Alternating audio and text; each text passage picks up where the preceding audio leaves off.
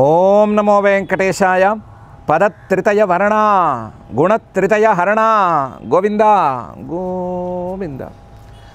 మహాధురా సన్నమితాచలాతలం మహాత్మభిః సర్వవిధాభిరాస్థితం మహామఖే చంక్రమణం నమామ్యహం మహాగుణం వామనపాదపంకజం అని భక్తజనమానస సరసీరుహ నివాసి అయిన శ్రీనివాస పరమాత్మని వామన స్వరూపంగా భావించి ఆయన పాదాలకు నమస్కరించుకుంటూ శ్రీశుకుల వారు ఉపదేశం చేసిన శ్రీమద్భాగవతం యొక్క అధ్యయన కార్యక్రమాన్ని మనం ప్రారంభించుకుందాము. యథాప్రకారం శ్రీ గణేశ ప్రార్థనాదులతో ఈ కార్యక్రమానికి మంగళాచరణం చేసుకుందాము. శ్రీ గణేశ ప్రార్థన. అగజానన పద్మార్కం గజాననమహర్నిశం అనేకదంతం భక్తానాం ఏకదంతముపాస్మహే. శ్రీ గురు ప్రార్థన. గురుర్బ్రహ్మా గురుర్విష్ణు గురుర్దేవో మహేశ్వరః గురుః సాక్షాత్ పరం బ్రహ్మ తస్మై శ్రీ గురవే నమః. శ్రీనివాస ప్రార్థన. మంజులస్మిత భూషాయ భంజితాజ్ఞానసేతవే అంజనాద్రినివాసాయ శ్రీనివాసాయ తే నమః. అథ సంకల్పః అస్మాకం ఉపాత్త సమస్త దురిత క్షయ ద్వారా బుద్ధిశుద్ధ్యర్థం విద్యాభివృద్ధ్యర్థం భక్తిజ్ఞానవైరాగ్యాది తదనుకూల సర్వసంపత్సమృద్ధ్యర్థం శ్రీపరమేశ్వర ప్రీత్యర్థం శ్రీమద్భాగవత పాఠం కరిష్యామహే.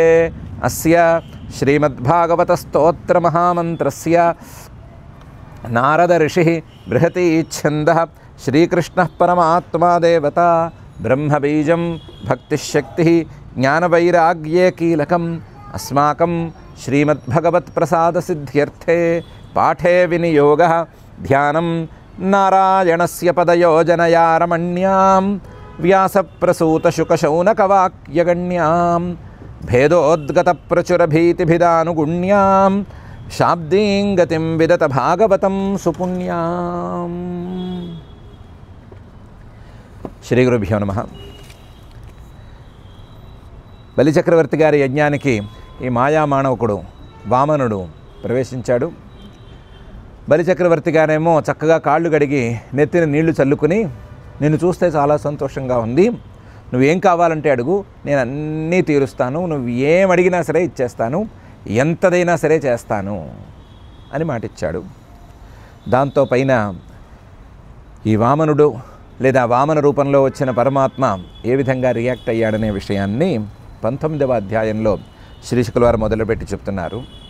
శ్రీశుక ఉవాచ ఇతి వైరోచనైర్వాక్యం ధర్మయుక్తం సూనృతం నిశమ్య భగవాన్ ప్రీతః ప్రతినంద్యేదమబ్రవీత్ అని. ఇతి వైరోచనైర్వాక్యం, ఈ విధంగా విరోచనుడి కుమారుడైన బలిచక్రవర్తి గారు మాట్లాడేసరికి ఆయన వాక్యాలు ధర్మయుక్తం, చాలా ధర్మంగా ఉన్నాయి. వచ్చిన అతిథిని చిన్న వయసు వాడినైనా సరే గౌరవించి నీకేం కావాలో చెప్పు నేను తీరుస్తాను అన్నట్లుగా ధర్మయుక్తంగా ఉన్నాయి. అలాగే సూనృతం, చాలా ప్రియంగా ఉన్నాయి, హితంగా ఉన్నాయి, సత్యంగా ఉన్నాయి, నీకేం భయం లేదు, నువ్వేం అడిగినా సరే నేను చేస్తాను అని ధీమా ఇస్తున్నట్లున్నాయి. ఈ వాక్యాలను విని నిశమ్య భగవాన్ ప్రీతః, ముందు అసలు భగవంతుడు సంతోషించాడు. ఎంత చక్కగా మాట్లాడాడు, ఎంత ధర్మయుక్తంగా, ఎంత ప్రేమగా ప్రీతి కలిగేటట్లు మాట్లాడాడు అని సంతోషించాడు. సంతోషించి ప్రతినంద్య, చాలా చాలా బాగా మాట్లాడావయ్యా అని ముందు చెప్పి ఇదమబ్రవీత్, పై మాటలు అన్నాడు. ఇతి వైరోచనైర్వాక్యం ధర్మయుక్తం ససూనృతం నిశమ్య భగవాన్ ప్రీతః ప్రతినంద్యేదమబ్రవీత్. శ్రీ భగవానువాచ వచస్తవైతజ్జనదేవ సూనృతం కులోచితం ధర్మయుతం యశస్కరం యస్య ప్రమాణం భృగవః సాంపరాయే పితామహః కులవృద్ధః ప్రశాంతః అని మొదలన్నాడు. ఓ బలిచక్రవర్తి, వచస్తవైతత్, ఇన్ని మాటలున్నాయే, జనదేవ ఓ మహారాజా, సూనృతం, చాలా ప్రియంగాను సత్యంగాను ఉన్నాయి. వచస్తవైతజ్జనదేవ సూనృతం కులోచితం, నీ వంశానికి తగ్గట్లుగా ఉన్నాయి. ధర్మయుతం, ధర్మంతో కూడి ఉన్నాయి. యశస్కరం, ఈ మాటలే చాలు నీ కీర్తి మన అన్ని వైపులకి ప్రసరించడానికి వీలుగా ఉన్నాయి. నీకు కీర్తి తెచ్చిపెట్టేలాగా ఉన్నాయి ఈ మాటలు. ఇలాంటి మాటలు నీకు రావటంలో పెద్ద ఆశ్చర్యం ఏం లేదు. యస్య ప్రమాణం భృగవ సాంపరాయే. నీకు నీ గురువులు భృగువంశజులైన బ్రాహ్మణులు ఉన్నాను. నీ గురువు శుక్రాచార్యుడు ఉన్నాడు, భార్గవుడు. ఆయన చెప్పినట్లుగా విని నడుచుకునేవాడివి నువ్వు. యస్య ప్రమాణం భృగవ. వాళ్ళు చెప్పిందే ప్రమాణంగా పెట్టుకున్నవాడివి, వాళ్ళు చెప్పినట్లుగా నడుచుకునేవాడివి. నువ్వు ఇలా మాట్లాడటంలో ఆశ్చర్యం లేదు. అందులోనూ సాంపరాయే, పారలౌకిక విషయాల్లో అంటే ధర్మము, జ్ఞానము ఇలాంటి విషయాల్లో భృగువంశజులైన బ్రాహ్మణులు చెప్పినట్లు విని నడుచుకునేటువంటి నీవు ఈ విధంగా మాట్లాడడంలో ఆశ్చర్యమేం లేదు. పితామహ కులవృద్ధ ప్రశాంత ప్రమాణం. ఇది కాక నీ వంశంలో పుట్టిన నీ పితామహుడు ఎవరు? ప్రహ్లాదుడు. కులవృద్ధ, మీ వంశం మొత్తానికి వృద్ధుడు ఇంకా ఉన్నాడు, చిరంజీవి. ఆ కులవృద్ధ ప్రశాంత, ప్రశాంతతకు మారుపేరుగా ఉన్నవాడు. ఆయన చెప్పినట్లు నడుచుకునేవాడివి నువ్వు. మరి నీ మాటలు బాగుంటాయి అనే విషయంలో సందేహం ఏముంటుంది? చాలా బాగున్నాయి. నీ మాటల్లో ప్రియము, సత్యము దాగి ఉన్నాయి. నీ మాటల్లో నీ వంశానికి సంబంధించిన గౌరవం దాగి ఉంది. నీ మాటల్లో ధర్మం ఉంది. నీ మాటల్లో నీ కీర్తి అనేది దాగి ఉంది. అంత చక్కగా మాట్లాడావు. వచస్తవైతజ్జనదేవ సోనృతం కులోచితం ధర్మయుతం యశస్కరం యస్య ప్రమాణం భృగవ సాంపరాయే పితామహ కులవృద్ధ ప్రశాంత అని చెప్పాడు. చెప్పినవాడు వచ్చిన పని కూడా చూసుకోవాలి కదా. బలిచక్రవర్తిని ఉన్నదిన్నట్లుగా పొగిడి బలిచక్రవర్తిని హైప్ చేసేస్తే పెద్ద లాభం లేదు కదా. వచ్చిన పని ఏంటి అంటే బలిచక్రవర్తి గారిని ఇంద్రసింహాసనం నుంచి తప్పించి ఇంద్రుణ్ణి అక్కడ కూర్చోపెట్టడం అనే పని. ఆ పని చెయ్యాలి అంటే బలిచక్రవర్తి గారు కాస్తంత తబ్బిబ్బవ్వాలి. బలిచక్రవర్తి గారు ఉబ్బిపోవాలి. అలా ఉబ్బిపోయేందుకు వీలుగా కొన్ని స్తుతి వాక్యాలు పలకాలి అని స్తుతి వాక్యాలు మొదలుపెట్టాడు. ఎలాంటి స్తుతి వాక్యాలంటే బలిచక్రవర్తి గారు అంతటి వాడు మైమరిచిపోయే స్తుతి వాక్యాలు మొదలుపెట్టాడు. ఏమని మొదలుపెట్టాడు? నహ్యేతస్మిన్ కులే కశ్చిత్ నిస్సత్వ కృపణ పుమాన్ ప్రత్యాఖ్యాత ప్రతిశ్రుత్య యోవాదాతాద్విజాతయే అని మొదలుపెట్టాడు. అసలు నీ వంశం ఎలాంటిదయా?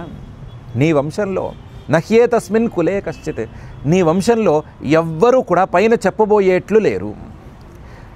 నకశ్చిత్ నిస్సత్వ, నిస్సత్వ అంటే సత్తా లేనివాడు నీ వంశంలో లేనే లేడు.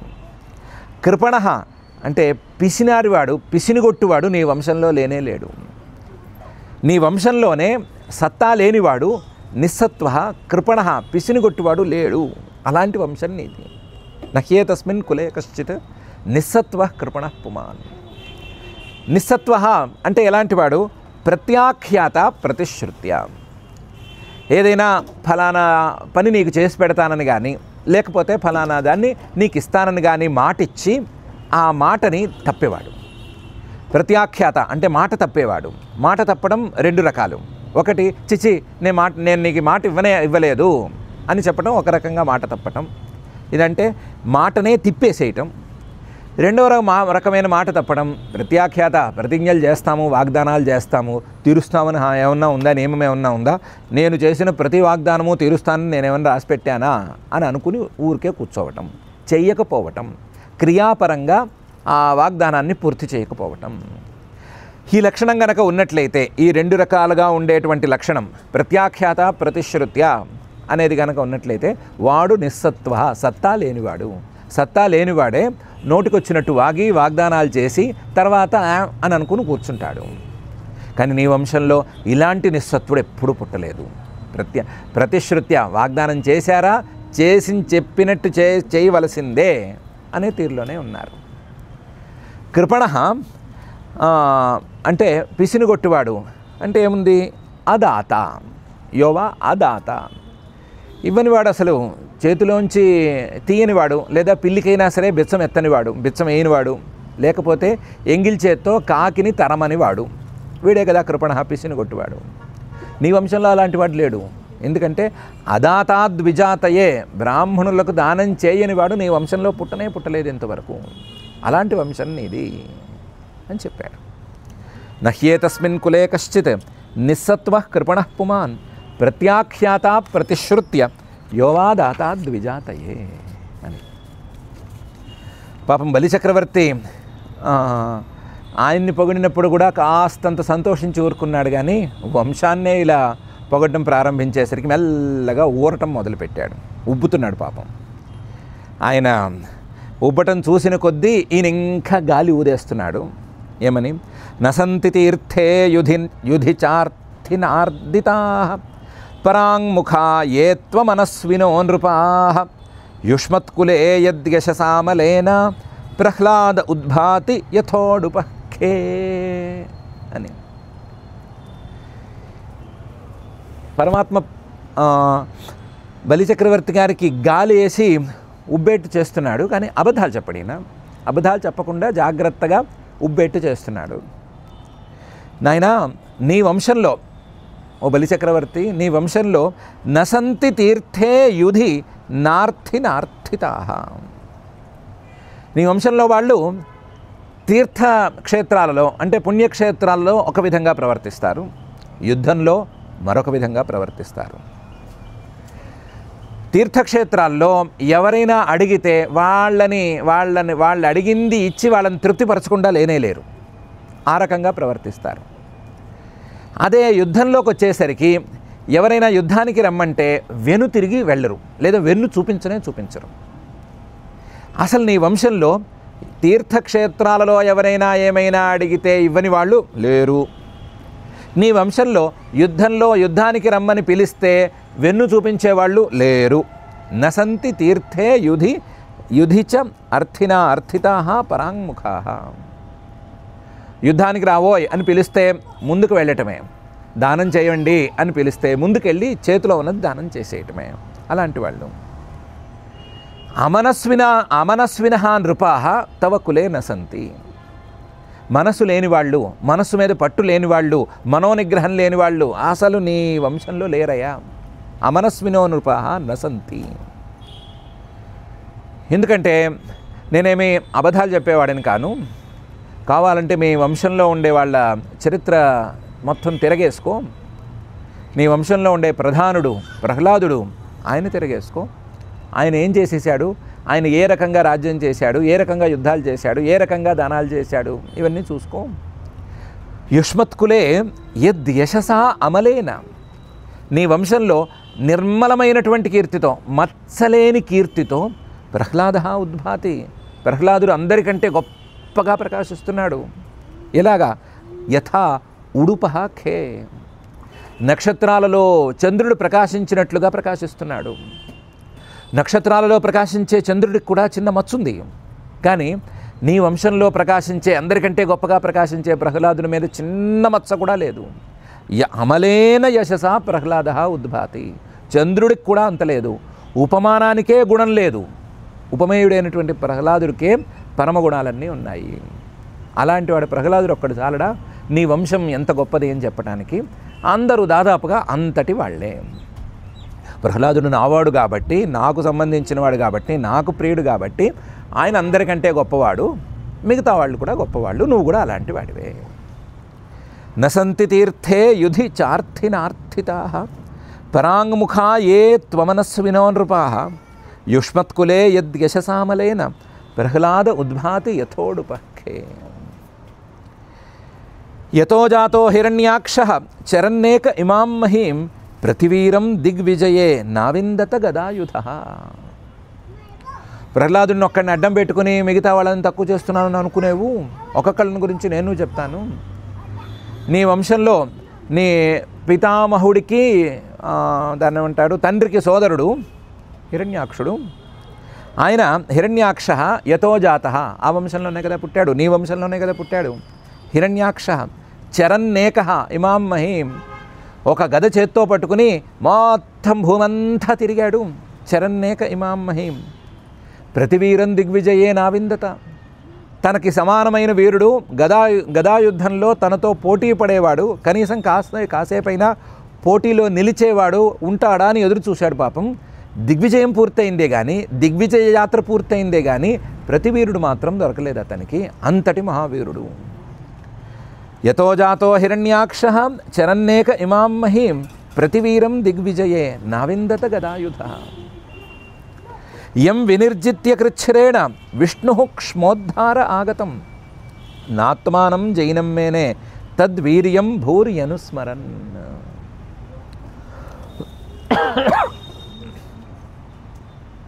యం వినిర్జిత్య కృచ్ఛ్రేణ క్ష్మోద్ధారే.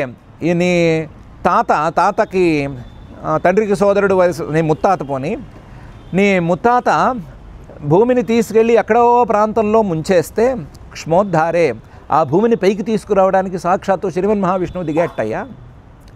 ఆగతం ఆ సందర్భంలో వచ్చినటువంటి ఆ శ్రీమన్ మహావిష్ణువు యం వినిర్జిత్య ఆ సందర్భంలో తనకు ప్రతిగా నిలిచినటువంటి నీ ముత్తాతని కష్టం మీద గెలిచాడయ్యా. యం వినిర్జిత్య కృచ్ఛ్రేణ చాలా కష్టపడి గెలిచాడయ్యా. అంతసేపు చేసి ఉండక్కర్లేదు యుద్ధం, అయినా సరే కష్టపడి చేశాడు. నీ ముత్తాతే కాసేపు రెసిస్ట్ చేశాడు. యం వినిర్జిత్య కృచ్ఛ్రేణ విష్ణు క్ష్మోద్ధార ఆగతం నాత్మానం జైనం మేనే. గెలిచాడు, కింద పడేశాడు, అంతా అయింది, కానీ తనను తాను నేను గెలిచాను అని అనుకోలేకపోయాడయ్యా శ్రీమన్ మహావిష్ణువు అంతటి వాడే. ఎందుకంటే తద్వీర్యం భూర్యనుస్మరన్. హిరణ్యాక్షుడి యొక్క ప్రతాపాన్ని ఆలోచించుకుని ఇంతసేపు నాతో పోటీ పడ్డాడు, ఇంతసేపు నాతో యుద్ధం చేశాడు, అబో దీన్నే గురించి ఆలోచించుకోవాలి కానీ నేను గెలిచాను అని అనుకోనక్కర్లేదు ఇతని విషయంలో అని అనుకున్నాడయ్యా. నాత్మానం జైనం మేనే తద్వీర్యం భూర్యనుస్మరన్. అంతటి మహావీరుడయ్యా నీ ముత్తాత. హిరణ్యాక్షుడు అంతటి గొప్పవాడయ్యా అని శ్రీమన్ మహావిష్ణువు వామన రూపంలో వచ్చి బలిచక్రవర్తితో అన్నాడు. పరమాత్మ అబద్ధాలు చెప్పడు. ఈ మాటకి ఉన్నదినట్టుగా కూడా అర్థం తీసుకోవచ్చు. యం వినిర్జిత్య కృచ్ఛ్రేణ ఏంటి, హిరణ్యాక్షుని ఉఫ్ అంటే ఊదేస్తే పడిపోయేదానికి, లేదా చిటికిని వేస్తే వేలుతో ఇలా తోసేస్తే పోయేదానికి ఓ ప్రత్యేకించి వరాహావతారం అనో రూపాన్ని ధరించవలసి వచ్చింది, అదో నాటకం ఆడాల్సి వచ్చింది, అదో కష్టం. యం వినిర్జిత్య కృచ్ఛ్రేణ విష్ణు క్ష్మోద్ధార ఆగతం. వ్యాపకుడైనటువంటి వాడిని కదా నేను. వ్యాపకుడైన వాడికి ఆ హిరణ్యాక్షుడు లాంటి వాళ్ళు ఎంత పని, అక్కడికక్కడ ఊదేస్తే అక్కడికక్కడ పడిపోయి ఉండేవాడు. కానీ ప్రత్యేకించి వచ్చి వాడితో యుద్ధం చేసి హడావిడి పడాలి. హిరణ్యాక్షుడితో యుద్ధం చేసి గెలిస్తే నేను గెలుపు అనుకోవాలా? హిరణ్యాక్షుడు అనేవాడు మహావీరుడు, నేను దాన్ని ఏమంటారు వాడితో యుద్ధం చేశాను అని శ్రీమన్ మహావిష్ణువుగా నేను అనుకోవాలా? నాత్మానం జైనం మేనే, అదేం పెద్ద విజయమేం కాదు. మాయ మీద గెలుపు నిజమైన గెలుపు, ఈ పిల్ల రాక్షసుని మీద గెలుపు నాకేం గెలుపు? తద్వీర్యం భూర్యనుస్మరన్. అలా అయినా సరే చక్కగానే పోరాడాడు. శాపంతో వచ్చినా సరే తపస్సు చేసి కష్టపడి బలాన్ని సాధించి ఆ బలంతో నాకే కాసేపు పోటీ ఇచ్చేట్టుగా తయారయ్యాడు. ఓకే, ఇతని ప్రతాపం, ఇతని తపస్సు, ఇతని యొక్క ప్రభావం, ఇతని యొక్క పరాక్రమం బాగున్నాయి అని మాత్రమే అనుకున్నాను అని అర్థం వచ్చేటట్లు చెప్పాడు. అబద్ధం చెప్పడు, కానీ ఈ సమయంలో కాస్త బలిచక్రవర్తి ఉబ్బేట్టుగా మాట్లాడుతున్నాడు. యం వినిర్జిత్య కృచ్ఛ్రేణ విష్ణు క్ష్మోద్ధార ఆగతం నాత్మానం జైనం మేనే తద్వీర్యం భూర్యనుస్మరన్. నిశమ్య తద్వధం భ్రాత హిరణ్యకశిపుః పురా హంతుం భ్రాతుర్హణం క్రుద్ధః జగామ నిలయం హరేః. హిరణ్యాక్షుడి వధ పూర్తయిన తర్వాత అతని సోదరుడు హిరణ్యకశిపువు, అతని కోపం వచ్చింది. నిశమ్య తద్వధం భ్రాత, హిరణ్యాక్షుడు శ్రీహరి చేత వధింపబడ్డాడు, హిరణ్యాక్షుడి వధ జరిగింది అని విన్నాడు. అతని సోదరుడైనటువంటి భ్రాత హిరణ్యకశిపుః, పురా ఎప్పుడో జరిగింది, ఇది నీ ముత్తాతల కాలం నాటి వ్యవహారం ఇది. హంతుం భ్రాతృహణం క్రుద్ధః, క్రుద్ధః చాలా కోపడ్డాడు. ఎలాగైనా సరే నా సోదరుణ్ణి సంహరించిన వాడి పని చూసేస్తాను, వాడి పని పట్టేస్తాను అని అనుకుని హరేర్ నిలయం జగామ, శ్రీహరి నివాసం ఉండేటువంటి వైకుంఠానికి వెళ్ళి వెతికాడు. నిశమ్య తద్వధం భ్రాత హిరణ్యకశిపుః పురా హంతుం భ్రాతృహణం క్రుద్ధః జగామ నిలయం హరేః. తమాయాంతం సమాలోక్య శూలపాణిం కృతాంతవత్ చింతయామాస కాలజ్ఞః విష్ణుర్మాయావినాంబరః. అతను రావటం చూశాడు శ్రీమన్మహావిష్ణువు. తమ ఆయాంతం సమాలోక్య, అతను రావటం అనేది చూశాడు. ఎలా ఉన్నాడు? శూలపాణిం, చేత్తో శూలం పట్టుకున్నాడు. కృతాంతవత్, యముడులా ఉన్నాడు. చేత్తో పొడి చేస్తాడేమో అన్నట్టున్నాడు, పొడి చేస్తాడు. చింతయామాస కాలజ్ఞ, హిరణ్యకశిపువు ఇలాంటి వాళ్ళు లెక్క కొన గోటితో చించేసే సామర్థ్యం ఉన్నవాడు. అయినా సరే చింతయామాస కాలజ్ఞ, కాలజ్ఞం ఎప్పుడు ఏం చేయాలో తెలిసినవాడు కాబట్టి చింతయామాస, ఆలోచించాడు. చింతయామాస కాలజ్ఞ.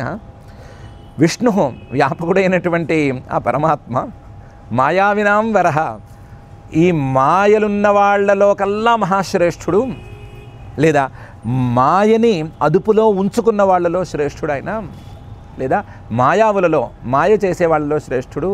ప్రస్తుతానికి మాయ చేసే వాళ్ళలో శ్రేష్ఠుడైనటువంటి శ్రీమన్మహావిష్ణువే ఆలోచించాడు. ఆలోచించి నిర్ణయం తీసుకున్నాడు. తమ ఆయాంతం సమాలోక్య శూలపాణిం కృతాంతవత్ చింతయామాస కాలజ్ఞ విష్ణుర్మాయావినాంబరః. అందులో విష్ణు, శ్రీమన్మహావిష్ణువు మాయావినాంబరః, మాయని అదుపులో ఉంచుకున్న వాళ్ళలో కల్లా శ్రేష్ఠుడు. మాయ ఆయన మీద ఏమీ ప్రభావం చూపించదు. కాకపోతే కాలజ్ఞ, ఎప్పుడేం చేయాలో తెలిసినవాడు కాబట్టి ఆలోచించాడు కాస్త. లేదా అక్కడే వైకుంఠానికి వచ్చేదో ఎక్కడున్నావు మా సోదరుణ్ణి సంహరించావు అన్నప్పుడే ఊదేసేవాడినే, కానీ అప్పటికప్పుడు ఆ పని చేయలేదు. తమ ఆయాంతం సమాలోక్య శూలపాణిం కృతాంతవత్ చింతయామాస కాలజ్ఞో విష్ణుర్మాయావినాంబరః. యతో యతోహం తత్రాసౌ మృత్యుః ప్రాణభృతామివ అతోహమస్య హృదయం ప్రవేక్ష్యామి పరాగ్దృశః.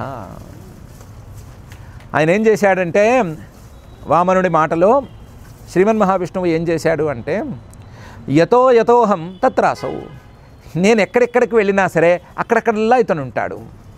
మృత్యు ప్రాణభృతామివ, ప్రాణం మీద తీపి ఉన్న వాళ్ళకి, ప్రాణం మీద అభిమానం ఉన్న వాళ్ళకి, మేము ప్రాణం ఉన్నవాళ్ళము అని అనుకునే వాళ్ళకి మృత్యువు అనేది ఎలాగైతే వెంటాడుతూ ఉంటుందో అలాగే ఇతను నా వెంటపడుతున్నాడు. ప్రాణమున్న వాళ్ళకి మృత్యువు ఎక్కడికి వెళితే అక్కడికి వస్తుంది. ఏదో ఫలానా సందర్భంలో అయితే తప్పించుకునే వాళ్ళమో అనే అవకాశం లేదు, ఎవరికీ లేదు. మృత్యు అనేది వస్తే ఎక్కడున్నా ఎలాంటి చోట్ల ఉన్నా సరే వచ్చి కబళించేసేస్తుంది. అలాగే వీడు నా వెంటపడుతున్నాడు, మృత్యు ప్రాణభరితామే వెంటపడుతున్నాడు. కాబట్టి వీడి నుంచి తప్పించుకోవాలంటే ఏం చేయాలి అంటే, వీడికున్న ఒక పెద్ద వీక్నెస్ని వాడుకోవాలి అని అనుకున్నాడు. వీడికున్న పెద్ద వీక్నెస్ ఏంటి? పరాగ్దృశ, బయటికి చూస్తాడంతే, లోపలికి చూసుకోడు, లోపలికి తొంగి చూసుకోడు, లోపల ఏముంది అని చూసుకోడు. అందువల్ల అతోహమస్య హృదయం ప్రవేక్ష్యామి, నేను ఇంకెక్కడా లేకుండా వీడి హృదయంలో దాక్కుంటాను అని అనుకున్నాడు. అతోహమస్య హృదయం ప్రవేక్ష్యామి పరాగ్దృశ అని అనుకుని వెళ్ళి హృదయంలో దాక్కున్నాడు.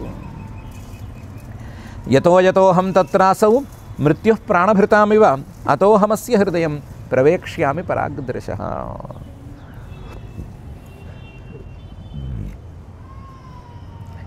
అని అనుకున్నాడు.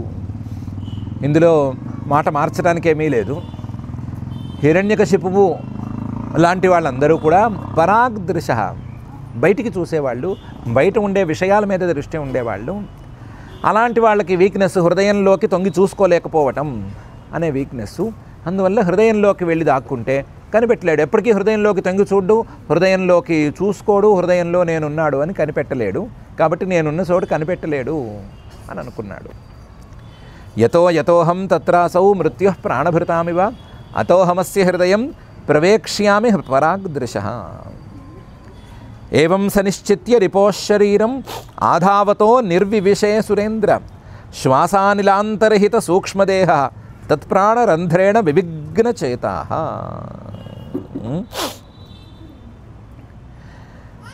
ఏవం సనిశ్చిత్య, ఈ రకంగా ఆలోచించి నిర్ణయం తీసుకున్నాడు.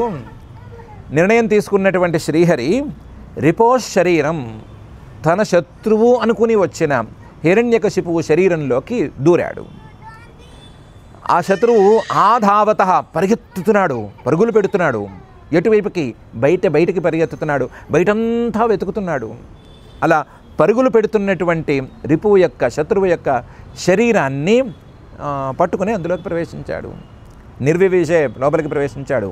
అసురేంద్ర, ఓ బలి చక్రవర్తి, రాక్షసులకు నాయకుడైనటువంటి ఓ బలిచక్రవర్తి, జాగ్రత్తగా చెప్తున్నాను, జాగ్రత్తగా విని జాగ్రత్తగా ఆలోచించుకో. శ్వాసానిలాంతర్హిత సూక్ష్మదేహ. ఆ శ్రీహరి ఏం చేశాడంటే, ఈ హిరణ్యకశిపువు లోపలికి శ్వాసం తీసుకోవాలి కదా, లోపలికి గాలి పీల్చుకోవాలి కదా, ఆ గాలిలో కలిసిపోయాడు. శ్వాస అనిల లోపలికి తీసుకునేటువంటి గాలిలో అంతర్హిత కలిసిపోయి, అంతర్ధానమైపోయి, సూక్ష్మదేహ అందులో కలిసిపోయేంత సూక్ష్మంగా తన దేహాన్ని మార్చుకుని అంత సూక్ష్మదేహుడై, తత్ ప్రాణరంధ్రేణ అతనికి ప్రాణవాయువునిచ్చేటువంటి ముక్కు పుటాలలోంచి లోపలికి వెళ్ళిపోయాడు, కూర్చున్నాడు, లోపలికి వెళ్ళి కూర్చున్నాడు. వివిఘ్న చేతాహ. మీ ముత్తాతగారంటే భయపడిపోయాడయ్యా శ్రీహరి. అయ్యో అతను ఏమన్నా పట్టేస్తే నేనేమైపోతాను అని భయపడిపోయి అతనిలోనే దాక్కున్నాడయ్యా, అంత భయపెట్టాడు మీ ముత్తాతగారు అని గాలి ఊదిపెట్టాడు బలిచక్రవర్తికి. కాస్త విని అర్థం చేసుకునే మాట అయితే జాగ్రత్తగా విను. ప్రాణరూపంలో పరమాత్మ లోపలికి వెళ్తాడు. ప్రాణరూపంలో ఈ ముక్కులోంచి పీల్చుకునేటువంటి గాలి రూపంలోంచి లోపలికి వెళ్తాడు. వెళ్ళి ఆ ప్రాణం చేరేటువంటి హృదయంలో తిష్ట వేసి కూర్చుంటాడు పరమాత్మ. ఈ విషయాన్ని పరాగ్ దృష్టి, బయట విషయాల మీద దృష్టి ఉండేటువంటి వాళ్ళు కనిపెట్టలేరు. నీ ముత్తాత కూడా కనిపెట్టలేకపోయాడు. ఆయనకి మాత్రం, శ్రీహరికి మాత్రం ఎప్పుడూ సరే వివిఘ్న చేత. అయ్యో అయ్యో అయ్యో అయ్యో వీళ్ళు నన్ను ఎప్పుడు గుర్తించలేకపోతున్నారే, వీళ్ళు లోపలికి పీల్చేటువంటి గాలిలో నేనే ఉన్నానే, ఆ గాలి ద్వారా లోపలికి నేనే వెళ్ళి ఆ గాలి చేరే హృదయానికి కూడా నేనే చేరి నేనే అక్కడ కూర్చుని ఉన్నానే, ఒక్కసారి కూడా పీల్చే గాలి గురించి ఆలోచించరే, ఒక్కసారి కూడా లోపల హృదయంలోకి తొంగి చూడరే అని ఆయన ఎప్పుడూ విలవిలలాడుతూ ఉంటాడు. ఒక్కడంటే ఒక్కడు కూడా ఆ పని చేయడే. హిరణ్యకశిపువు చేయడు, వాడు కొడుకు చేయడు,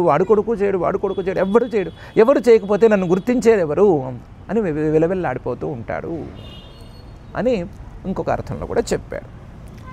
ఏవం సనిశ్చిత్య రిపోశరీరం ఆధావతో నిర్వివిశే సురేంద్ర శ్వాసానిలాంతర్హిత సూక్ష్మదేహ తత్ప్రాణరంధ్రేణ వివిఘ్నచేతా సతన్నికేతం పరిమృశ్య శూన్యం అపశ్యమానః కుపితోననాద క్ష్మాం దియాం దిశః ఖం వివరాన్ సముద్రాన్ విష్ణుం విచిన్వన్ న దదర్శ వీరః. నీ ముత్తాత పాపం హృదయంలోకి వచ్చి విష్ణువు దాక్కునేసరికి విష్ణువుని బయట దొరకపుచ్చుకోలేకపోయాడు. సతన్నికేతం, విష్ణువు ఉండేటువంటి ప్రదేశాలు వైకుంఠమనో ఇంకోటనో వెతికాడు. పరిమృశ్య, మూలల్లోనూ వెతికాడు. ఎక్కడ దొరుకుతాడు, వైకుంఠంలో ఎక్కడైనా నక్కాడా, ఎక్కడైనా దాక్కున్నాడా అని వెతికాడు. పరిమృశ్య శూన్యం, ఎక్కడా శ్రీమన్ మహావిష్ణువు కనిపించట్లేదు అని అనుకున్నాడు. దాంతో అపశ్యమానః, చూడలేక, కుపితః ననాద, గట్టిగా అరుపులు పెడబొబ్బలు పెట్టాడు. కుపితో ననాద. ఎక్కడెక్కడ వెతికాడు అంటే క్ష్మాం, భూమంతా వెతికాడు, భూమిలో శ్రీమన్ మహావిష్ణువు ఉంటాడు అని వార్త విని భూమిలో వెతికాడు. ద్యాం, పైన వెతికాడు. దిశః, దిక్కులన్నీ వెతికాడు. ఖం, ఆకాశాన్ని వెతికాడు. వివరాన్, పాతాళ లోకాలను వెతికాడు. సముద్రాల నీటి కింద వెతికాడు. ఎక్కడ వెతికినా సరే విష్ణుం విచిన్వన్, శ్రీమన్ మహావిష్ణువుని వెతుకుతూనే ఉన్నాడు. న దదర్శ వీర, మహావీరుడైనటువంటి నీ ముత్తాత దొరకపుచ్చుకోలేకపోయాడు. ఎందుకు దొరకపుచ్చుకోలేకపోయాడు అంటే, నువ్వు కాస్త ఉబ్బుతున్నావు కాబట్టి చెప్తున్నాను. నీ ముత్తాత వీర్యానికి, నీ ముత్తాత యొక్క ప్రభావానికి భయపడిపోయి ఆయన హృదయంలో దాక్కున్నాడు. నువ్వు గాలి తగ్గించుకుంటానంటే నేను చెప్తాను, నీ ముత్తాత పరాగ్ దృక్కు బయటికి చూస్తున్నాడు కాబట్టి లోపల ఉండేటువంటి శ్రీమన్ మహావిష్ణువుని నీ ముత్తాత దొరకపుచ్చుకోలేకపోయాడు అని చెప్పాడు. సతన్నికేతం పరిమృశ్య శూన్యం అపశ్యమానః కుపితో ననాద క్ష్మాన్ ద్యాం దిశః ఖం వివరాన్ సముద్రాన్ విష్ణుం విచిన్వన్ న దదర్శ వీరః. అపశ్యన్నితి హోవాచ మయాన్విష్టమిదం జగత్ భ్రాతృహ మే గతో నూనం యతో నావర్తతే పుమాన్. అపశ్యన్ ఇతి హోవాచ, చూడలేక, కనిపించక ఇలా గట్టిగా అరిచాడు. ఏమని అరిచాడు? మయాన్విష్టమిదం జగత్, నేను ఈ ప్రపంచమంతా వెతికాను, ప్రపంచంలో నేను వెతకని ప్రదేశమే లేదు. మయా అన్విష్టమిదం జగత్. భ్రాతృహామే న దృశ్యతే. నా సోదరుణ్ణి చంపినటువంటి శ్రీమన్మహావిష్ణువు కనిపించడం లేదు. అందువల్ల భ్రాతృహామే గతో నూనం. ఈ నా సోదరుణ్ణి సంహరించిన వాడు బహుశः ఎక్కడికో వెళ్ళిపోయాడు. ఎక్కడికి వెళ్ళిపోయాడు? యతో నావర్తతే పుమాన్. మళ్ళీ తిరిగి రాలేని ప్రదేశానికి వెళ్ళిపోయాడు. బహుశः నా సోదరుణ్ణి సంహరించిన వాడు మరణించి ఉంటాడు. మరణించి ఉన్నాడు కాబట్టే నాకు కనిపించడం లేదు. మరణించిన వాడు మళ్ళీ తిరిగి రాడు కదా. మరణించిన వాడు తిరిగి రానట్లుగానే ఇతను రాడు, లేదా ఇతనే మరణించాడు కాబట్టి తిరిగి రాడు. తిరిగి రాని లోకాలకు వెళ్ళిపోయాడు అని గట్టిగా అరిచాడు. నా శత్రువు నా చేతికి చిక్కకుండానే మరణించాడు. నేను వస్తున్నాననే భయంతోనే మరణించాడు అని గట్టిగా అరిచాడు. అతను అరిచినప్పుడు ఎలా ఉన్నా సరే నేను చెప్పినప్పుడు నిజం అవ్వాలి అనుకుంటే భ్రాతృహామే గతో నూనం యతో నావర్తతే పుమాన్. ఆ పరమాత్మ ఈ సోదరుణ్ణి సంహరించినవాడు, హిరణ్యాక్షుణ్ణి సంహరించినవాడు పరమాత్మ కదా. ఆ పరమాత్మ ఉండేటువంటి ప్రాంతం, ఆ ప్రాంతానికి చేరిన ఏ పురుషుడు కూడా తిరిగి రాలేనటువంటి ప్రాంతమే కదా. ఎలాంటి ప్రాంతం అంటే యద్గత్వాన్ అనివర్తంతే తద్ధామ పరమం మమ అని చెప్పినటువంటి ప్రాంతం కదా. ఆ ప్రాంతంలోనే ఉన్నాడు. యద్గత్వాన్ అనివర్తంతే అంటే స్వప్రకాశ చైతన్య రూపంలో సర్వాత్మస్వరూపంలోనూ ఉన్నాడు అనేది పరమాత్మగా నేను చెప్తే అబద్ధం కాకూడని అర్థం. నువ్వు ఉబ్బిపోతూనే ఉన్నావు కాబట్టి, నేను గాలి కొట్టను నువ్వు ఉబ్బిపోతూనే ఉన్నావు కాబట్టి బోరలాగా నీకు అర్థమయ్యే అర్థం ఒకటి ఉంది అని చెప్పాడు. అపశ్యన్నితి హోవాచ మయాన్విష్టమిదం జగత్ భ్రాతృహామే గతో నూనం యతో నావర్తతే పుమాన్. వైరానుబంధ ఏతావాన్ మృత్యోః ఇహ దేహినాం అజ్ఞానప్రభవో మన్యుః అహం మానోపబ్రహ్మితః అని ఒక రకంగా జిలుగుగా ఉండేటువంటి వాక్యం కూడా పలికాడు. ఆ తర్వాత మీ ముత్తాత శ్రీమన్మహావిష్ణువు మీద కాస్త వైరాన్ని తగ్గించుకున్నాడని చెప్పుకోవచ్చు. ఎందుకంటే వైరానుబంధ ఏతావాన్, వైరానుబంధం అనేది ఎంతవరకు? ఆ మృత్యు వచ్చేంతవరకే. ఒకవేళ శత్రువు గనక మరణించాడు అన్న తర్వాత అని తెలిస్తే ఆ శత్రువు మీద కోపం పెట్టుకోక్కర్లేదు. జీవించి ఉంటే కోపాలు తాపాలు జీవించి లేనప్పుడు మరణించిన తర్వాత ఏముంటాయి? అందువల్ల దేహినాం, ఆయన కూడా పాపం దేహి సామాన్య మానవుడు, సగటు మానవుడు లాంటివాడు కాబట్టి సగటు మానవుడు లాంటి హిరణ్యకశిపువు కూడా ఏం చేశాడంటే శత్రువు మరణించాడనుకుని ఇంకా అతని మీద వైరాన్ని కాసేపు పక్కన పెట్టాడు. ఎప్పుడో మళ్ళీ ప్రహ్లాదుడు రెచ్చగొడితే కానీ మళ్ళీ రెచ్చిపోలేదు. అంతవరకు పెద్దగా దాని గురించి పెద్దగా పట్టించుకోలేదనుకోవాలి. అజ్ఞాన ప్రభవో మన్యు, అజ్ఞానంతో కోపం అనేది పుట్టుకొస్తుంది. అహం మానోపబ్రహ్మిత, నేను అనేటువంటి అభిమానం, నేను అనేటువంటి భ్రమ మొదలైతే ఆ నేనుకి గనక వ్యతిరేకంగా ఎవరైనా ప్రవర్తిస్తే వాళ్ళ మీద కోపం వస్తుంది. ఆ కోపం శత్రుత్వం దాకా వెళుతుంది. ఆ శత్రుత్వం వాళ్ళు మరణించేంత వరకు ఉంటుంది. కాబట్టి అహం అనేటువంటి అభిమానం, నేను అనేటువంటి భ్రమ, ఆ భ్రమకు వెనకాల ఉండేటువంటి అజ్ఞానం లేదా అజ్ఞానం, నేను అనే భ్రమ, నాకు ప్రతికూలం అనేటువంటి భావన, ఆ భావనతో వచ్చే కోపం, ఆ కోపం ముదిరితే శత్రుత్వం, ఆ శత్రుత్వం దాన్నే పట్టుకుని వేళ్లాడుతూ ఉండటం, ఆ శత్రుత్వం ఎవరి విషయంలో అయితే పెంచుకున్నారో వాళ్ళు మరణించారని తెలిస్తే శత్రుత్వాన్ని కాస్తంత పక్కన పెట్టడం, వాళ్ళు పోయిన తర్వాత కూడా వాళ్ళని గురించే తిట్టుకుంటూ ఉండటం ఇలాంటివి అసలు సామాన్యంగా ఎవరూ చేయరు. అది కూడా చేశారు అంటే వాళ్ళు రాక్షసులు కూడా కారు, వాళ్ళు పిశాచాల కంటే హీనము అని అర్థం వచ్చేటట్లుగా ఒక మాట చెప్పాడు. వైరానుబంధ ఏతావాన్ ఆ మృత్యోరిహదేహినాం అజ్ఞాన ప్రభవో మన్యు అహం మానోపబ్రహ్మిత అని. ఇంకా కూడా వేర్వేరు అర్థాల్లో కూడా ఈ శ్లోకాన్ని చెప్పాడు. వైరానుబంధం అంటారు కదా, శత్రుత్వం అంటారు కదా. ఎంతవరకు శత్రుత్వం? ఏమైనా జన్మజన్మలకి శత్రుత్వం ఏడ్చిందా? ఏడవలేదు కదా. ఆ మృత్యోహో, ఈ శత్రుత్వం ఉన్న వాళ్ళలో వీడో వాడో ఎవరో ఒకళ్ళు మరణించేంతవరకే కదా శత్రుత్వం. మరణంతో పోయే శత్రుత్వానికి విలువేముంది? మరణంతో పోయే శత్రుత్వం ఎప్పుడు మొదలైంది? జన్మతో మొదలైందా? లేదు కదా. అజ్ఞాన ప్రభవో మన్యు అహం మానోపబృంహిత. అజ్ఞానంతో నేను అనే ఇది మొదలైనప్పుడు, భ్రమ మొదలైనప్పుడు, ఆ భ్రమతో ఆ అజ్ఞానమే మళ్ళీ పనిచేసి నాకు వీడు వ్యతిరేకి అని మరొక భ్రమ కలిగినప్పుడు, ఆ భ్రమతో కోపం కలిగినప్పుడు, మళ్ళీ ఆ అజ్ఞానంతోనే ఒక కోపం అనే భావన కలిగినప్పుడు, ఆ కోపం ముదిరితే కదా శత్రుత్వం అని వచ్చేది. శత్రుత్వానికి మూలం వేరే ఎందుకు అవుతుంది? అజ్ఞానమే అవుతుంది. అజ్ఞానంతో మొదలయ్యే శత్రుత్వానికి విలువేముంటుంది? ఆ శత్రుత్వాన్ని పట్టుకుని వెళ్ళాడుతున్నారు కదా మానవులు లాంటి సాధారణ జీవులు. దానికి అస్సలంటే అస్సలు విలువ లేదు అని ఇంకొక అర్థం వచ్చేటట్లు కూడా చెప్పాడు. ఎందుకు చెప్పాడు అని వేరే ఏమీ ఆలోచించక్కర్లేదు. ఇప్పుడు చెప్పే మాటలన్నీ బలిచక్రవర్తిని ఉబ్బేయటానికి ఎంత ఉపయోగిస్తాయో మనలాంటి వాళ్ళు కళ్ళు తెరుచుకోవడానికి కూడా అంతే ఉపయోగిస్తాయి. కాబట్టి మనలాంటి వాళ్ళని కాస్త కళ్ళు తెరవమని కూడా చెప్తున్నాడు. మనలాంటి వాళ్ళని మాత్రం ఉబ్బేయడు. ఎందుకంటే ఇలాంటి పని బలిచక్రవర్తితో సాధించవలసిన పని లాంటి పని మనతో లేదు. అందుకని మనకు ఉన్నది ఉన్నట్టుగానే చెప్తున్నాడు. ఏమని? వైరానుబంధ ఏతావాన్ ఆమృత్యోరిహదేహినాం అజ్ఞాన ప్రభవో మన్యు అహం మానోపబృంహిత.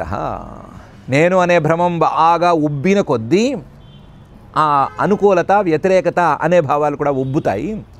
అది ఉబ్బిన కొద్దీ, వ్యతిరేకత ఉబ్బిన కొద్దీ కోపం ఉబ్బుతుంది. కోపం ఉబ్బి ముదిరిన కొద్దీ శత్రుత్వం ఉబ్బుతుంది. అది ఏదో ఒక రోజున మరణంతో పటక్మని పేలిపోతుంది. ఓ బూర పేలినట్టు పేలిపోతుంది. కాబట్టి శత్రుత్వానికి విలువ లేదు అని చెప్తున్నాడు. వైరానుబంధ ఏతావాన్ ఆ మృత్యోరిహదేహినాం అజ్ఞాన ప్రభవో మన్యు అహం మానోపబృంహిత. పితా ప్రహ్లాదపుత్రస్తే తద్విద్వాన్ ద్విజవత్సలః స్వమాయుర్ద్విజలింగేభ్యః దేవేభ్యోదాత్ ప్రయాచితః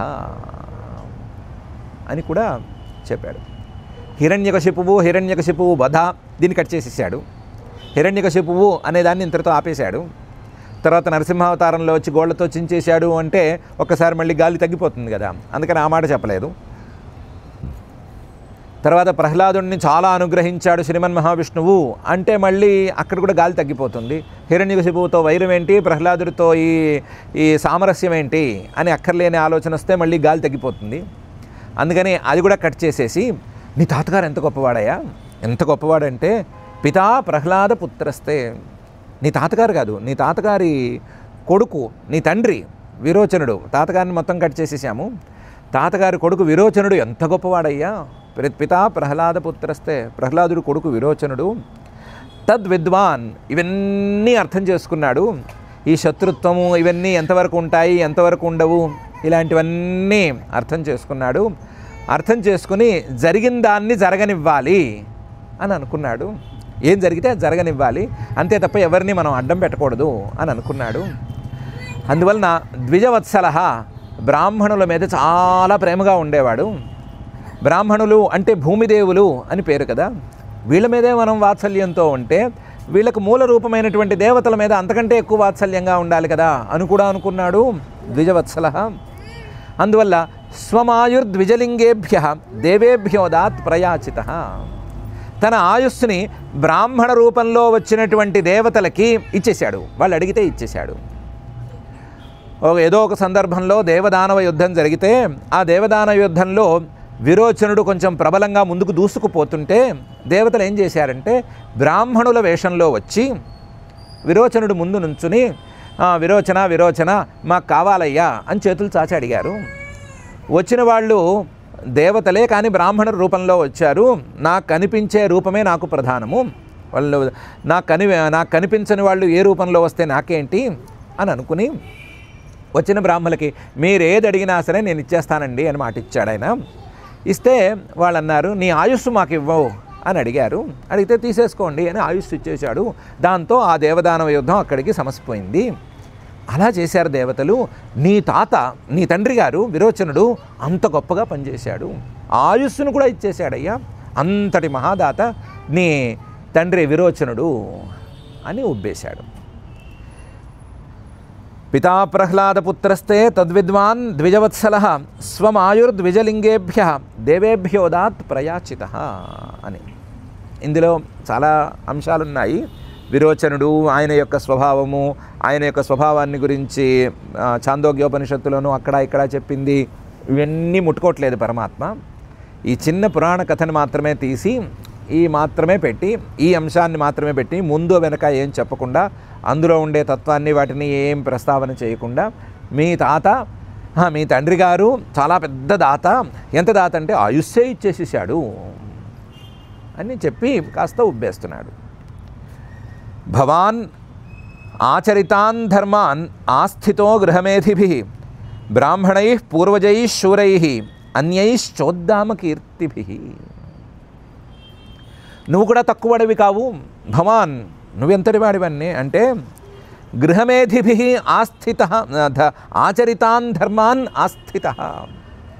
గృహస్థాశ్రమాన్ని ఒక యజ్ఞంలా భావించేవాళ్ళు, గృహస్థాశ్రమాన్ని ఒక బాధ్యతగా తీసుకుని ధర్మాచరణ చేసేవాళ్ళు ఎలా నడుచుకుంటున్నారో చూసి వాళ్ళు ఆచరించినటువంటి ఈ గృహస్థాశ్రమ ధర్మాలన్నిటినీ చక్కగా ఆచరిస్తున్నావు. భవాన్ ఆచరితాన్ ధర్మాన్ ఆస్థితో గృహమేధినాం. గృహమేధులు గృహస్థాశ్రమాన్ని ఒక దీక్షగా భావించి చేసేవాళ్ళు ఉన్నారు కదా, వాళ్ళు ఆచరించేటువంటి ధర్మాలని గట్టిగా పట్టుకొని కూర్చున్నావు. గృహస్థాశ్రమ ధర్మాలను పాటించడంలో నిన్ను మించిన వాడు లేడు.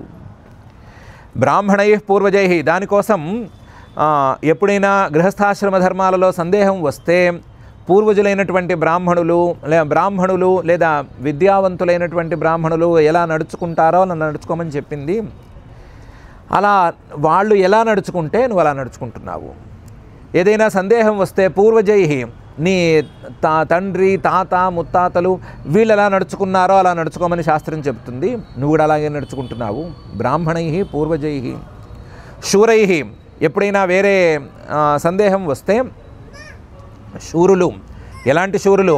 యుద్ధంలో శూరులు, ధర్మంలో శూరులు, దానంలో శూరులు, ఇలాంటి మహానుభావులు ఉంటారు కదా, వాళ్ళు ఎలా నడుచుకుంటారో అలా నడుచుకోమని శాస్త్రం చెప్తోంది. నువ్వు కూడా అలాగే నడుచుకుంటున్నావు. శూరైః అన్యైశ్చ ఉద్దామ కీర్తిభిః. ఇది కాక చాలా చాలా గొప్ప గొప్ప మంచి పనులు చేసి ఉద్దామం, చాలా విస్తృతమైన కీర్తిని, పెద్ద కీర్తిని సంపాదించిన వాళ్ళు ఉంటారు కదా, వాళ్ళు ఏం చేశారో చూసి వాళ్ళు నడిచినట్టు నడుచుకుంటున్నావు. కాబట్టి నీ ప్రతి క్రియ, ప్రతి పని కూడా చాలా చక్కగా ఉంది, శాస్త్రీయంగా ఉంది. నీ పూర్వజులు బ్రాహ్మణులు, విద్యావంతులు, గొప్పవాళ్ళు, శూరులు, మహామహా బుద్ధిమంతులు వాళ్ళు నడుచుకున్నట్లుగా నీ నడవడిక ఉంది అని చెప్పాడు. భవాన్ ఆచరితాన్ ధర్మాన్ ఆస్థితో గృహమేధిభిః బ్రాహ్మణైః పూర్వజైః శూరైః అన్యైశ్చోద్దామ కీర్తిభిః అని వేశాడు. ఇప్పటికీ బలిచక్రవర్తి గారు ఇంకా పట్టడు, ఇంకొక్క దాన్ని ఏమంటారు, గాలిని లీటర్స్లో కొలవాలి కదా, లీటర్ కాదు కదా, మిల్లీ లీటర్ గాలి కూడా లోపలికి పట్టదు అన్నంత స్థాయిలో ఉబ్బి ఉన్నాడు, గట్టిగా ఉబ్బి ఉన్నాడు. ముత్తాతలు ఇద్దరు, చెప్పకుండా తాత ప్రహ్లాదుడు, తండ్రి ఈయన, అందరినీ ఇంత గట్టిగా పొగిడేసరికి బాగా ఊరిపోయి ఉన్నాడు. ఇది సమయం అని అనుకుని తన మనసులోని మాట ఒక్క మాటలో చెప్పాడు. ఏమని చెప్పాడు? తస్మాత్ త్వత్తో మహీం ఈషత్ వృణేహం వరదర్షభాత్ పదాని త్రీణి దైత్యేంద్ర సంమితాని పదా మమ అని అడిగాడు. ఏమని? తస్మాత్, నువ్వు ఇంత గొప్పవాడివి, పెద్ద వంశంలో పుట్టినవాడివి, నీ వంశంలో అసలు ఇస్తామని చెప్పి వెనక్కి తగ్గేవాళ్ళు లేనే లేరు, అందరూ మహాదాతలు, మహావీరులు, గొప్పవాళ్ళని ఆదర్శంగా పెట్టుకున్న వాళ్ళు కదా. తస్మాత్, అందువల్ల త్వత్తః, నీ నుంచి నేను చాలా తక్కువ అడుగుతాను. మహీం ఈషద్ వృణే, కొద్దిగా భూమిని అడుగుతున్నాను. ఏది పడితే అది ఇస్తానన్నావు కదా, నీ నుంచి నేను కొద్దిగా భూమిని కోరుతున్నాను. వరదర్షభాత్, ఏదడిగినా సరే ఇచ్చేవాళ్లలో కల్లా నువ్వు మహాశ్రేష్ఠుడివి అని తెలుసు నాకు. వరదర్షభుడు అయినా సరే నీ నుంచి నేను ఒక చిన్నపాటి భూమిని అడుగుతున్నాను. తస్మాత్ త్వత్తో మహీం ఈషద్ వృణేహం వరదర్షభాత్. ఎంత తక్కువ భూమిని అడుగుతున్నానంటే పదాని త్రీణి, 3 అడుగుల భూమిని అడుగుతున్నాను. పదాని త్రీణి. దైత్యేంద్ర, ఓ దైత్యవంశంలో పుట్టిన వాళ్ళలో శ్రేష్ఠుడమైనటువంటి ఓ బలిచక్రవర్తి, నువ్వు మహాశ్రేష్ఠుడివి, ఏం లేదు, పదాని త్రీణి అన్న కూడా ఇందులో మోసం ఏం లేదు. నా కాళ్లతో ఎంత భూమిని కొలవగలమో అంత ప్రాంతాన్ని అడుగుతున్నాను. సంమితాని పదామమ, నా కాలితో, ఏదో కుడి కాలో ఏదో కాలు తీసుకుంటాను, ఆ కాలితో ఈ 3 అడుగుల ప్రాంతం ఎంత వస్తుందో అంత ప్రాంతం నాకు ఇస్తే చాలు అన్నాడు. తస్మాత్ త్వత్తో మహీమీషత్ వృణేహం వరదర్షభాత్ పదాని త్రీణి దైత్యేంద్ర సంమితాని పదామమ అని అన్నాడు. ఈ మాట ముందే చెప్పుండొచ్చు, ముందే చెప్పలా. బాగా గాలి పెంచి పెంచి పెంచి అతన్ని బాగా ఉబ్బేసి అతను బాగా ఉబ్బిపోయాడు అని అనుకున్న తర్వాత ఈ చిన్న ముక్క పడేశాడు. ఏమని? తస్మాత్ త్రీణి పదాని తస్మాత్ త్వత్తో మహీం ఈషద్ వృణేహం వరదర్షభాత్ పదాని త్రీణి దైత్యేంద్ర సంమితాని పదామమ అని చిన్న వాక్యం పడేశాడు. పడేసి ఇంకా ఊరుకున్నాడు. నాకు 3 అడుగుల భూమి, చిన్న చిన్న నా పాదాలు ఇంతున్నాయి, చిన్న పాదాలు, అసలే పొట్టివాడిని, ఆ పొట్టివాడి పాదాలు ఇంత ఉంటాయి, ఈ పాదాలతో 3 అడుగులు ఇస్తే చాలు అని చెప్పి ఊరుకున్నాడు. మరి తర్వాత ఏం జరగాలి అంటే మనం వేచి చూస్తే తెలియాలి. బలిచక్రవర్తి గారు ఈ వామన రూపంలో వచ్చినటువంటి శ్రీమన్ మహావిష్ణువు వేసిన బిస్కెట్కి పడ్డాడా, లేదా ఆయన ఎంత గాలి ఊదాడో అంత గాలికి అంతగా ఉబ్బాడా, దానివల్ల ఏమైనా చిన్న తప్పు చేశాడా, ఆ తప్పు తర్వాత ఈయనకి లాభకరంగా మారిందా, ఆ తప్పు బలిచక్రవర్తికి నష్టం కలిగించకుండా దేవతల కార్యం సరిగ్గా సాగేటట్లుగా ఈ వామనావతార లక్ష్యం సవ్యంగా సాగేటట్లుగా జరిగిందా లేదా, ఎంత మేరకు జరిగింది అనేదాన్ని మనం వేచి చూసి తెలుసుకోవాలి. ఇప్పటికైతే పరమాత్మ చెప్తున్నటువంటి ఒక విషయాన్ని గట్టిగా పట్టుకోవాలి. పరమాత్మ దిగి వచ్చాడు అంటే బయటికి వ్యవహారపు మాటలు మాట్లాడడం. ఈయన వ్యవహార ప్రపంచంలో కూర్చుని ఈ వ్యవహారం ఇలా సర్ది అలా సర్ది, ఇలా మడత పెట్టాము అలా మడత పెట్టాము అని చేసేవాడు కాదు. వ్యవహార ప్రపంచంలోకి దిగాడు అంటే ఈ వ్యావహారిక ప్రపంచంలో ఉండేటువంటి జీవులు దీన్ని దాటి పరమార్థానికి వెళ్ళటానికి దారులు చూపిస్తాడు ఆయన. ఆ దారులు చూపించడం కోసమే నోరు తెరుస్తాడు. ఆ దారులు చూపించడం కోసమే నోరుండేట్టుగా ఏదో ఒక శరీరాన్ని ఆయన ధరిస్తాడు. కాబట్టి ఈ వామనావతార శరీరంలో కూడా మనకు దారి చూపించటానికే ఆయన ఒక తీరు చూసుకున్నాడు. ఏమిటి అంటే ప్రతి వ్యక్తి, ప్రతి మనిషి కూడా ఎంతసేపటికి బయటకే చూస్తున్నారు. బయటకు చూస్తున్న వాళ్ళకి ఏం కనిపిస్తోంది? బయట ఉండేటువంటి వస్తువులు కనిపిస్తున్నాయి. పోనీ ఆ బయట చూసేటువంటి వస్తువులు లోపలికి తొంగి చూసే లక్షణం ఉందా? అది లేదు. పరాగ్దృశ, బయటికి స్థూలంగా కనిపించేటువంటి వాటినే చూడడం అనే పని పెట్టుకున్నారు. ఎవరైనా తొంగి చూస్తున్నారా? చూడట్లేదు. ఎవరైనా కనీసం బయట ఇంత వీచే గాలి లోపలికి వెళ్ళేసరికి ప్రాణంగా ఎందుకు మారుతోంది అని ఆలోచిస్తున్నారా? ఆలోచించట్లేదు. బయట ఇష్టం వచ్చినట్లు వీస్తూనే ఉండేటువంటి గాలి లోపల మాత్రం కొద్దిసేపే ఎందుకు ఉంటుంది? ఉన్నట్టుండి ఎందుకు పోతోంది? ఎందుకు అది ప్రాణంగా మారింది? ఎందుకు అది బయటికి వెళ్ళిపోతోంది? ఒక మరణించిన శరీరాన్ని పట్టుకుని దాని మీద గాలి పోస్తే, పెద్ద గాలి గొట్టంతో గాలి నింపితే ఆ శరీరం మళ్ళీ ప్రాణవంతంగా ఎందుకు మారట్లేదు అనే ఆలోచనలు చేస్తున్నారా? చేయట్లేదు. ఆ శ్వాసానిలాంతర్హిత సూక్ష్మదేహ, ఆ ప్రాణంలో పరమాత్మనైన నేనే లోపలికి ప్రవేశిస్తున్నాను, ప్రాణాత్మకంగా నేనే లోపలికి ప్రవేశిస్తున్నాను అని ఎవరైనా చూస్తున్నారా? చూడట్లేదు. ఎవరైనా హృదయం లోపల పరమాత్మనైన నేను దాగి ఉన్నాను అంతర్యామిని అని కనిపెడుతున్నారా? కనిపెట్టడం లేదు. ఎంతసేపటికి బయటే చూస్తున్నారు.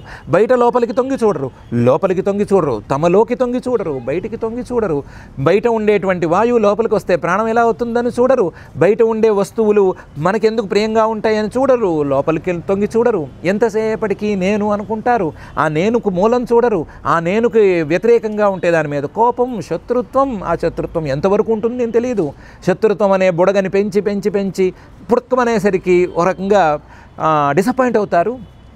ఇంతే. ఈ డిసప్పాయింట్మెంట్స్, ఈ శత్రుత్వాలు, వైరాలు, వీటి మీదే కాలక్షేపమే తప్ప ఎవరు నన్ను పట్టించుకోవటం లేదు.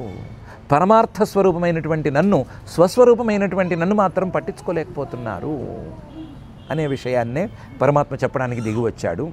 అసలు బలిచక్రవర్తి ఉదంతాన్ని చాలా సింపుల్గా తీసేసి ఉండేవాడే. కానీ ఈ మాట చెప్పడానికి, మనలాంటి వాళ్ళకి ఈ మాట చెప్పడానికి అవకాశం దొరుకుతుందని అనే అభిప్రాయంతో అన్నట్లుగానే ఆయన దిగి వచ్చి ఈ మాట చెప్తున్నాడు. బలిచక్రవర్తి గారు ఉన్న పరిస్థితికి అయితే ఆయనకి ఈ మాట సరిగ్గా అర్థం కాలేదు. మనం ఆ పరిస్థితిలో లేం కదా. మనం ఈ మాటని సరిగ్గా అర్థం చేసుకోవాలి. చేసుకుని మన దృష్టి ఎటుపోతోంది, ఎటు వెళ్ళాలి, మన దృష్టిలో ఉండేటువంటి విషయాలన్నీ ఎలా పోతున్నాయి, మనం ఎలా ఆలోచించాలి అనే విషయంలో కొత్త ఆలోచన చేయాలి. పరమాత్మ చెప్పినట్లుగా శత్రుత్వం అనేది ఎక్కడ మొదలైంది, ఎక్కడికి పూర్తవుతోంది, శత్రుత్వానికి మూలమేంటి, ఆ మూలాన్ని మనం ఏం చేస్తున్నాము, లాంటి విషయాల మీద కూడా మనం చాలా గట్టిగా ఆలోచించాలి. అలా ఆలోచించి మనం పరమాత్మ యొక్క అవతారం, ఆ అవతారంలో ఆయన చెప్పిన మాటలు, వీటికి సార్థకతను తేవడానికి ప్రయత్నం చేయాలి.